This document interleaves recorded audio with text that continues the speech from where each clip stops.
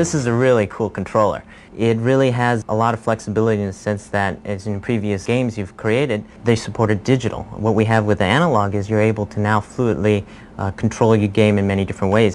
We're starting off in digital mode, and as you see, I'm accelerating, and every bit of turning I'm actually hitting my directional button. And then when I brake suddenly.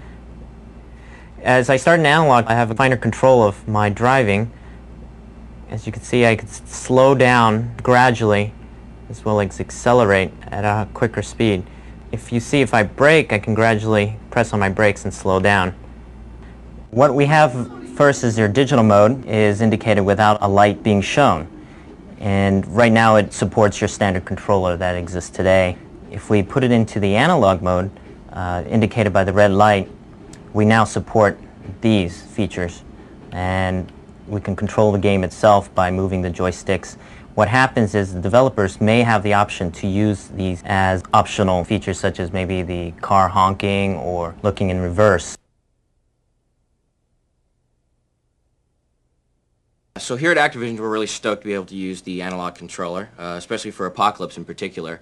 Our game involves 360 degrees of movement and firing. So with the D-pad, you can hit, pretty much anything you need.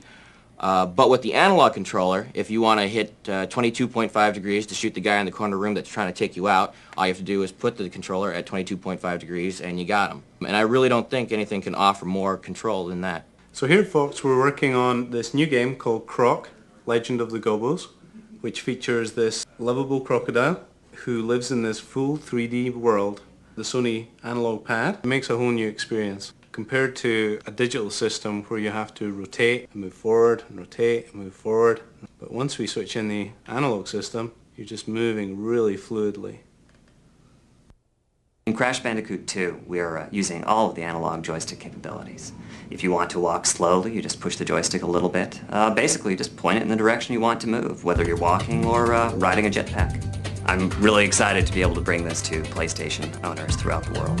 What they'll find is that the PlayStation is just as capable of doing free-roaming, dynamic 3D games as any other hardware system. At China, we've been waiting for years for a new input device to be made. But Sony, by making this dual analog controller, have really made a huge difference to the feel of the games. Last month on Underground, I was playing Porsche Challenge. I played it using my normal joypad at home, and then Sony sent me one of these in the mail, so I plugged it in.